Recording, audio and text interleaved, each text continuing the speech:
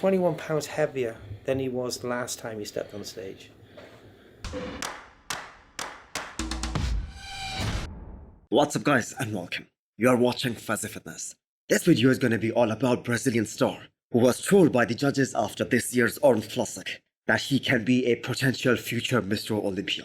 So let's talk about Rafael Brandao, who changed his course, switched from Crescito to Neil Hill, took more than 1 year off in order to get bigger, to pack on more size, to be more competitive in the men's open bodybuilding. Because ever since he turned pro, his biggest criticism, the main knock on his physique, was that he wasn't big enough for the open class.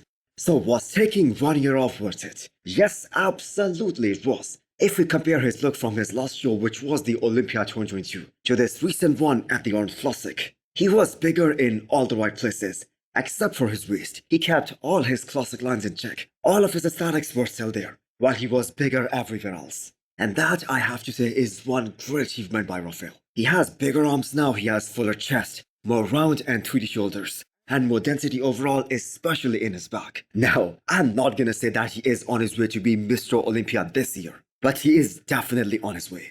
So with Hadi Choopan clearly in the first place at this year's Arnold, the most exciting comparison during the finals of this year's Arnold was witnessed between Samson Dauda and Rafael Brandao. And I am really glad that the judges had them standing next to each other.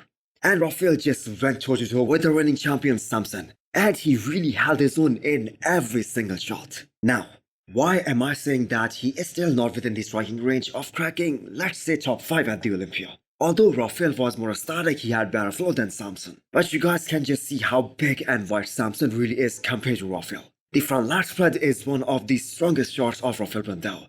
But just look at that insane width of Samson Dauda in that pose. And do you guys know what's even more crazy than this? Hadi Choopan was able to beat Samson Dauda in that front lat spread because of the level of conditioning and muscularity and density that he has. I mean, the guy is probably in his 220s. And he looks so damn huge. Hadi's width is just unreal. So many people and a lot of bodybuilding experts also underestimated Hadi Choopan before the show. But the thing is, weight is clearly irrelevant for a guy like Hadi. So coming back to Rafael Brandao. So here is another reason why I'm saying cracking top 5 or even top 6 is gonna be really difficult. First of all those 5 or 6 spots are really stacked. Then we have guys like Nick Walker, Big Ramy, who are gonna be coming back after about 2 years. And I do not think that Rafael Brandao is at a point where he can actually beat Andrew Jacked. So cracking top 5 or top 6 is gonna be really difficult. Unless he packs on some insane amount of size again in these 5 to 6 months. That is gonna be just nuts. He obviously is the favorite to win the Arnold Brazil in April. But even there we have to keep in mind, there is a guy like Carlos Thomas Jr.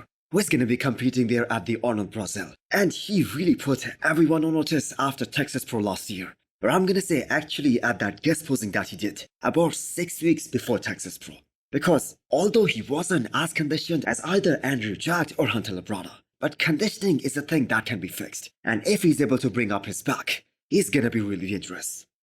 That being said, Rafael needs to earn his Olympia qualification and get back to the drawing board as soon as he possibly can. He needs to pack on more quality tissue, and he needs to get even more bigger. Because now the goal is to win the Olympia title.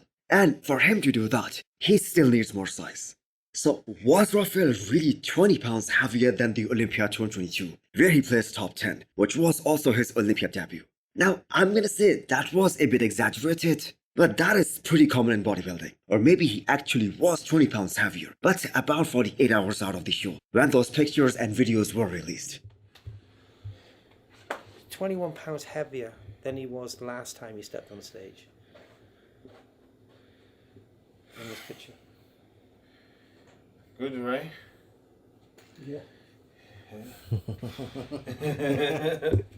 Because here is another factor to consider. These guys lose a lot of weight, especially in those last 24 hours.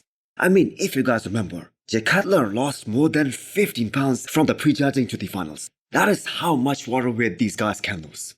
Now, even if he was about 8 to 10 pounds heavier than 2022, which is really a lot at this level, that is really impressive by any standard. Because if you guys remember, one of the greatest of all time, Phil Heath, said that you go for like 3 to 4 pounds every year, maybe 5, You cannot hope to pack on 10 or 15 or 20 pounds of muscle on your frame. That too in such a short time span of 1 or 1.5 years. That too when you are at the peak of the sport. So even if Brandao was 8 to 10 pounds heavier than last time, that was really incredible.